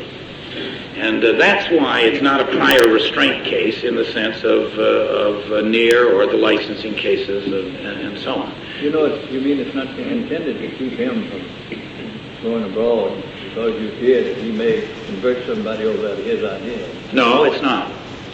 It's not intended as a regulation of speech at all. It has, as we all agree, the consequences of preventing some speech and inhibiting some association. But the question there is not to be judged in the same way as it was in DeJong in Oregon, the case on which the appellant relies, where the problem was, can you prohibit this speech? Can you put a man in jail for this speech? Since it has as consequences, please, that is, it's not necessary to tailor the statute. Instead of being instructed and made on particularly when it's Congress. It is necessary to tailor the statute in that way, and we submit that this statute is so tailored. I could read just one quotation from Justice Jackson in the Dowd case when he talked about the inferences which Congress could draw from membership in this organization. Inferences from membership in such an organization, he said, are justifiably different from those to be drawn from membership in the usual type of political party. Individuals who assume such obligations are chargeable on ordinary conspiracy principles with responsibility for and participation in all that makes up the party's program. And that was in an opinion where he said you couldn't make a disability depend on belief, but you could on membership in this kind of organization, as this court has held over and over again in the deportation cases, in Dowd, and in other similar cases. I would say, if it pleased the court, that as the discussion has shown, this is not an easy case. It's a case which presents us, the Congress in the first instance, the administration in the second, and now the court sitting in review, with the agony of choice. We have here great ends of government on both sides of the scale. The great end of free speech and free association to which we are dedicated. And on the other side of the scale, the great end of protecting the security of our government. Congress was faced with this choice in the first instance. The choice was a necessary one. You can't have one and still have the other. You've got to make some choice if you're going to deal with this problem. And the alternative is to prohibit Congress, to prevent it, to say it does not have the power to deal with this problem. Congress made the choice. I submit that in Fifth Amendment terms it was a rational choice. I submit that in First Amendment terms it was a choice which in practical consequence was the narrow choice rather than the broad choice. That a statute directed to suspicion of evil conduct abroad, a statute permitting, as as would seem to be necessary under any other standard, resort to secret information is a broader statute, not a narrower statute, however it may seem superficially. That here Congress insisted upon full procedural due process in which every person subject to the disabilities of this statute had the right to meet the evidence against him, to appear by attorney, and to make argument and to have a decision on the record. I submit that it chose an objective criteria, as this court has said in Killian and in the deportation cases, an objective criteria, a criteria manifested by objective acts, what Mr. Justice Brennan called membership in the Dowd's sense in his dissent in the Killian case.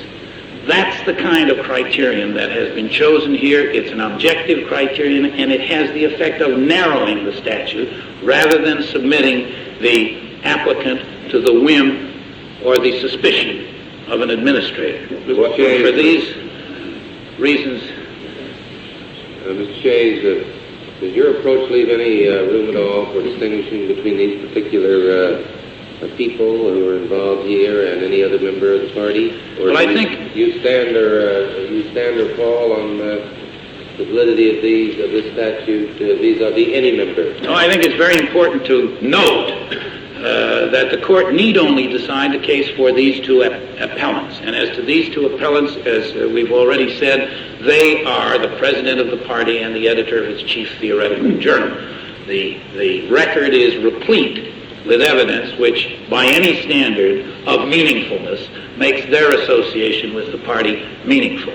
So that we do believe the court can decide on these two appellants and leave for another day someone whose contact with the party is less intimate. On the other hand, we do... Does that mean that you agree that just being a member of the Communist Party is not enough? No. We believe that you have to be a member in the sense which member has been decided in cases in this court, construing the same term in other sections of the same statute. If he is a member of that party, that's all. But we say that the court need not. All I'm answering is Mr. Justice White's question. You want to hold it over the heads of all of them so that each time you can say, well, there's enough on this one, but never get the other question. No, Mr. Justice Black, we have defended, and my argument has been premised on defending the constitutionality of the statute on its face. What's the difference in it as that way and an ancient bill of attainder such as they had many times in England and Scotland and Ireland? Well, the reason that the difference is that anyone can remove himself from the pains of the statute by simply resigning from the party, as I guess Mr. Justice Harlan stated. And the essential character of a bill of attainder is that it's existing punishment, it's present punishment for past conduct without a jury trial. It was a legislative determination on findings which they sometimes made and sometimes didn't, that a whole group of people were tainted. Some of them had to be ostracized, some of them wouldn't be permitted to go within 10 miles of London or wherever it was. Some of them would be prescribed from doing one thing or another. But it was a legislative determination on their findings. Well, here we say there was no legislative determination on these people or on this party. These people and this party had a judicial type hearing before administrative agencies subject to review in court. I said you'd rely very heavily on the findings of Congress. That's the reason I asked you about it. We had findings of Congress which described the problem they were dealing with, but which did not proscribe this party. You just turn that over to the administrator. The complete answer to the Bill of Attainder argument, I submit, is that anyone can remove himself from the penalties of this statute by simply resigning from the party, and although that may be a difficult choice, it's inconsistent with... in England when they prescribed, had a prescription that no Catholic priest should come within 10 miles of London. Well, he resigned his priesthood and gone to London. Well, I think that whether that was an attainder or not, or whether it was some other kind of regulation, I think it was probably not an attainder. Mr. Shays, what is the practice of the department so far as prohibiting passports to mere members of the party. We have had no cases before us except these two. You mean there is no practice? So that there is no practice. I would point out, as Mr. Justice Stewart pointed out, that these appellants now say that the statute must be construed to prohibit any member from getting a passport, even though his connection, however tenuous his connection with the party may be. But they did not raise that issue, and the usual way to test that kind of an issue is to raise it so that it can be tested on a record. The department's interpretation of the statute, although it's not one that has been tested in actual adjudication, would be that member of the party means what this court has said member means in other cases under this statute. What is that? Well, it's used a different phraseology in different cases. It said, I think the best way to describe it is that it's talked about meaningful association. It means some involvement in the policies and program Anyway, of the party. innocent association. Innocent, passive, nominal. Innocent is negated by the statute itself in terms, because it requires knowledge that the organization is required to register. So you have at least to know you belong to this organization. Negative joining the party to help to get a job under constraint or duress, surely. I think this court knows the cases, Rowall, Quentin, the other. That's the kind of meaningful association you're talking about. Well, I don't see how we can contend that member means one thing in one section and another thing in another section. Accepted active membership? No, I don't think it goes as far as active membership in the Scales case, because this is not a criminal case. What I say is, I noticed looking at page 4 of the brief, the hearing officer made a conclusion that Mrs. Flynn was, quote, an active, participating, and continuous member, but the board, which affirmed his conclusion, its finding was, at all material times, Mrs. Flynn was a member of. Is there any significance in this? I don't think there's any significance in the difference in phraseology. I think when the board and the secretary used the term member in a conclusory finding, they meant member as defined in the statute. Well, what's the guess? The hearing officer apparently thought there was some significance in making a finding that she was active, participating, and continuing. Well, I think that finding stands undisputed, even though it wasn't repeated. I mean, the facts show that. The facts show continuing membership since 1937. They show her in a variety of officer positions in the party. They show a great many activities. Indeed, as Mr. Justice Harlan said at one time, conviction. How about the other party? The other party, also long-standing membership in the party. Dr. Aptheker, the editor of its principal theoretical journal. The record shows travel by Dr. Aptheker to Japan in the past to meet with Japanese party leaders. So that again, there is, as to Dr. Aptheker, a long history of intimate association with the party. So that the hearing officer hold as to him. Did he hold the same thing? I think it says as to both.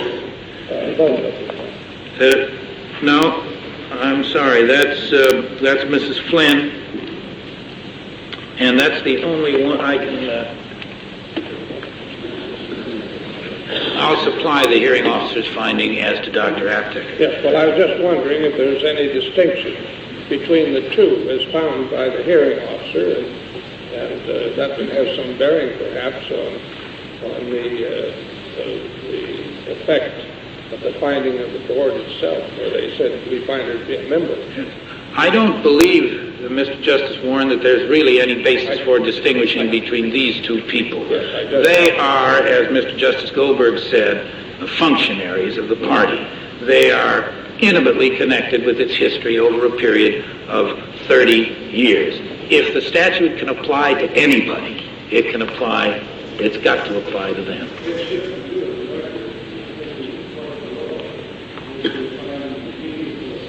Yes, I think that's worth pointing out to the court, and it cites these cases, the Rowald case, the Gastelum-Quinones case, which we've just been discussing. Do I understand, Mr. Shea, you're suggesting that if we agree with the government's position, we do it only in the context of proof of meaningful membership and reserve for another day whether mere membership? No, Mr. Justice Brennan, our position...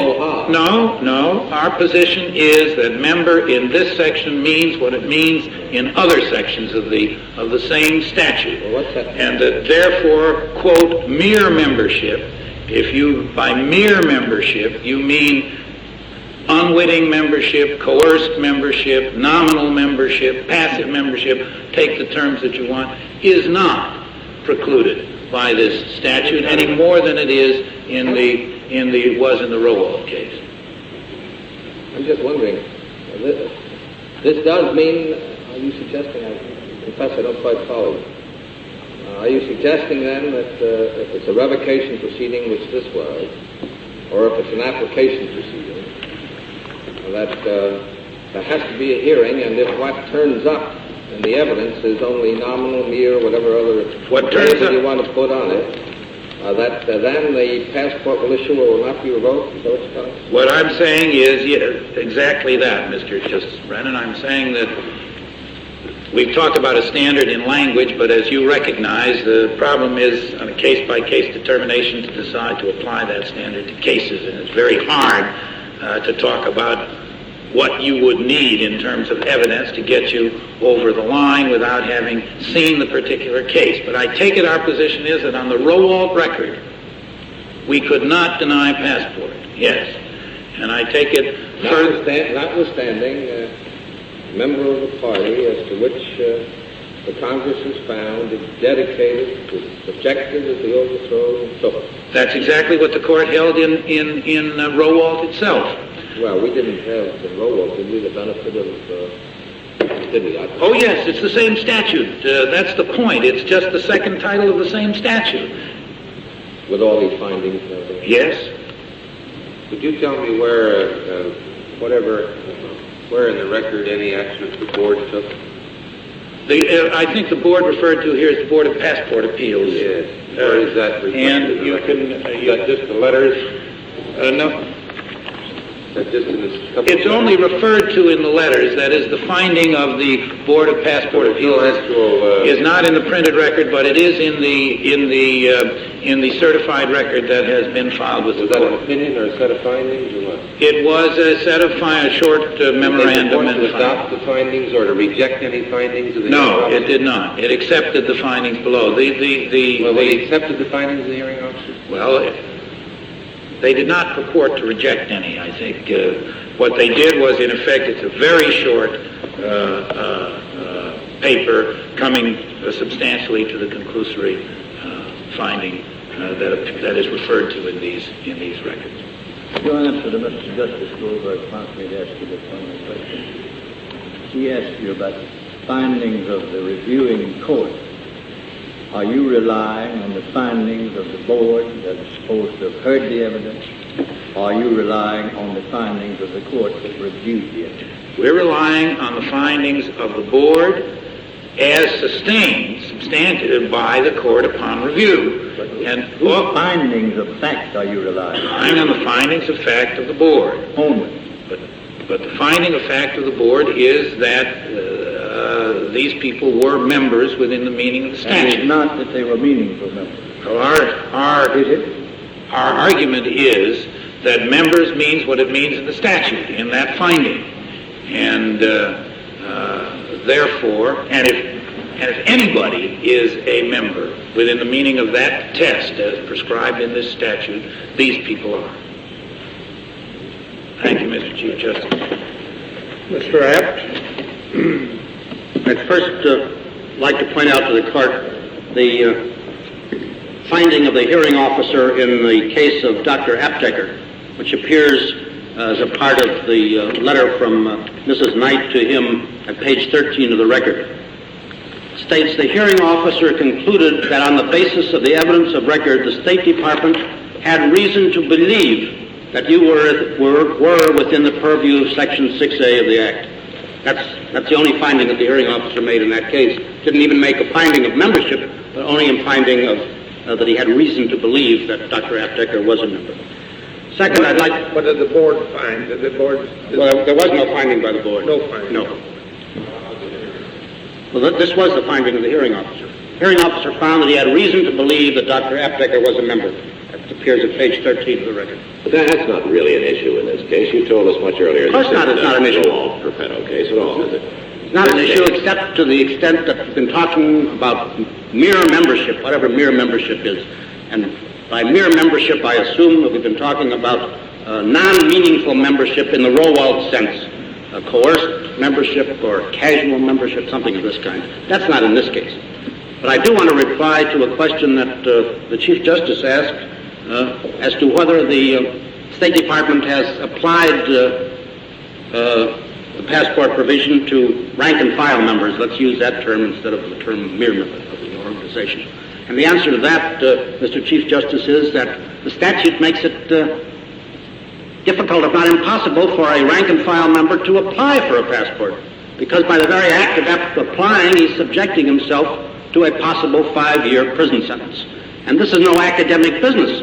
The Department of Justice last fall indicted a woman, I don't know whether she's a mere member, rank-and-file member, or what kind of a member she is, but indicted her out in San Francisco, charged with just doing one thing, for having applied for a passport while being a member of the Communist Party. And that, I should think, would be sufficient to discourage rank-and-file members from testing out the application of the Act to themselves. When was that the application then disclosed her membership? No. The Section 6 makes it a crime for a member of the party to apply. She applied, and the government alleges that she's a member. That's one of the sections, as I recall it, that the court found it unnecessary to pass. That's quite right, because Mr. Justice Frankfurter said we may never be confronted with that problem because communists may never want to travel. Might never want to take a risk. That's right. That's correct. And I think it was Mr. Justice Douglas who said that it's a unique kind of a situation which requires a citizen to subject himself to a possible 5-year penalty in order to find out whether the statute is constitutional or not. Face what, Mr. Justice? Question on the application of the statute to applying for a passport. No, that's not directly before the court. I made the remark I did in reply to a question that the Chief Justice asked of Mr. That's the same. Really, you got this here only because it's a revocation proceeding. There happened to have been a revocation proceeding. Otherwise, we would have had to try it out in a criminal case. Because the client doesn't want to go to jail for 5 years. The State Department did us a favor, I would say, or did the organization a favor, in permitting this case to be brought in a civil form rather than requiring a criminal prosecution to try it out. Now, as I understand Mr. Shays, what he in the bottom is saying is that it's necessary to deny passports to all members of the Communist Party as a class indiscriminately because we have to forestall the possibility of their doing something illegal if they went abroad. Now, and it's too risky to wait until they do something illegal and then prosecute them. I'd like to say only that all democracy, I think Mr. Justice Holmes made the point long ago, I can't remember the exact phrase, but all democracies are risk. The presumption of innocence is a very risky business. And the rule against prior restraints on First Amendment, on the exercise of First Amendment rights is a very risky business. You've got to wait until something bad is done under our Constitution before you can prosecute a man or punish him or deprive him of his liberty. Now, but even if we put that one aside, put aside the argument that I made earlier on the question of preventive detention, which I think is very much in the foreground of this case, and talk only about the form of this statute. Mr. Shays is a legal advisor for the State Department, but I must say that he talks, when he argues to this court, as a typical prosecutor. The typical prosecutor says, if we have to prove that this man from the beginning, ab initio, this man committed a crime, well, we'll never get a conviction. And therefore, we need a presumption. That was a Todt case in which Mr. Justice Black wrote the opinion, and that's been the cry of prosecutors since the beginning of time. We need the help of a presumption. Now, I don't think that the national security is so endangered that we've got to throw away the presumption of innocence and rely on these kind of presumptions that every person who joined the Communist Party merely because of his membership is a potential spy, saboteur, or whatnot in order to protect the national security of this country. Indeed, I think in terms of the real source and base of our national security, it lies not in shortcut procedures of this kind, but the real base of our national security lies in observance of our Constitution and the democratic processes that have been traditional with us and that I hope that we'll continue to observe. Thank you.